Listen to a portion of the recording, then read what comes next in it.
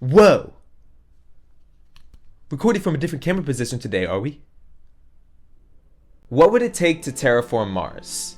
Let's start with a better question. What does it take to terraform a planet? According to the National Space Society, terraforming a planet is the hypothetical process of deliberately modifying its atmosphere, volatile components, temperature, surface topography, or ecology to be similar to the environment of Earth and to make it habitable for Earth life. So it's pretty straightforward. Change a planet to be more like Earth. Now back to the question at hand. What would it take to terraform Mars? This question has been discussed for the past few decades, and in recent years there's been a lot more push due to advancements in technology. There are a few challenges to address with the topic of terraforming Mars. Mars is a desolate, extremely cold planet with no known organic matter and a super thin atmosphere. The planet does have an atmosphere, but it is, again, very thin and it is full of dust. It doesn't have any real soil on it, and even if it did have real soil on it, it would be too cold for anything to grow in the soil. So you may think, okay, our first priority has to be heating the planet up. But there is a big problem with that. Mars does not have a magnetosphere. The reason why that is such a big problem is because the magnetosphere is what protects a planet's atmosphere from solar winds and high energy particles from the sun. When you have a planet that lacks a magnetosphere, the sun's solar winds will literally strip the planet of its atmosphere. Okay, so we need to give Mars a magnetosphere. How hard could that be?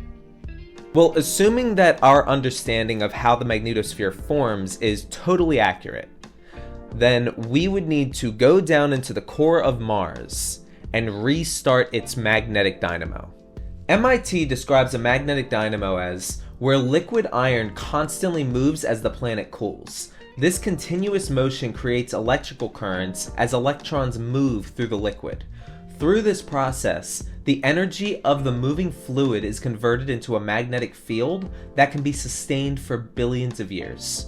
Research suggests that around 4 billion years ago, Mars might have actually had a magnetosphere, but for some reason that magnetic dynamo in the core of Mars was lost. So if we can figure out how to restart the magnetic dynamo of Mars, we'll be good. Then we just need to perform the simple process of heating up its entire atmosphere. We'll also have to introduce oxygen to Mars, and we're going to have to filter out all that dust from its thin atmosphere. Now you may be wondering, what's the problem with the dust? It is rust. It is literally rust. If you don't believe me, why do you think Mars looks red? Mars is not actually red. It really isn't. It's a mixture of colors, brown, some gold, some probably red. But it's a mixture of colors, yet it looks red from our perspective on Earth because the atmosphere is full of rust. We could introduce as much oxygen as we want. We'll never, ever be able to breathe in that rust. We'll then have to introduce more water to Mars. There is some water on Mars already, but there's only around 100 feet of water. So, in other words, not nearly enough. There are more things that need to be done, but let's just say for the sake of argument that that's all we had to do. And then we can start introducing organic matter to Mars. Let's just say, just for the sake of argument, that's all we need to do. How many of these processes can we even come close to pulling off right now? None.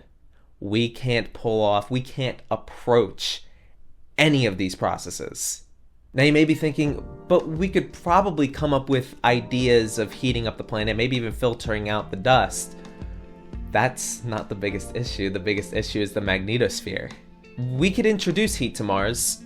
It'll be stripped away by solar winds. We could introduce water to Mars. It'll freeze up. In short, we have a very, very, very long way to go before we can really approach these problems. It could be beneficial to learn about and test these ideas on the moon first. See what kind of technology it would take to get down to the core of the moon.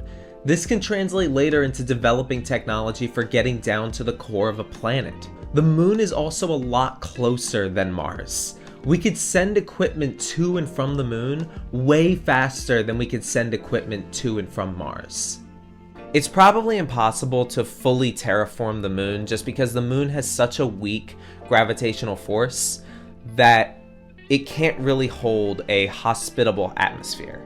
It can hold a very, very, very, very, very thin atmosphere. It has an exosphere, but it can't hold an atmosphere that we can inhabit. But going and testing a lot of these things on the moon can give us some insight into what it might take to reach the core of a planet, to start up the magnetic dynamo of a planet. Not to mention, the technology we could probably make on the moon would be pretty cool. We could probably make a really killer ground telescope on the moon. This ground telescope could be massive just because it wouldn't be hindered by Earth's gravity, and also it wouldn't be interfered with by Earth's atmosphere or by the satellites orbiting the Earth. Not to mention, we could start studying how to set up bases on other planets. We could start to study this kind of thing. And I think it would just be useful to have bases on the moon. Maybe I'm wrong though. Maybe there's something about the moon that makes testing terraforming technology on it a bad idea. I don't know. I'm not an expert on this. Anyways, that's my rant. So yeah. Bye.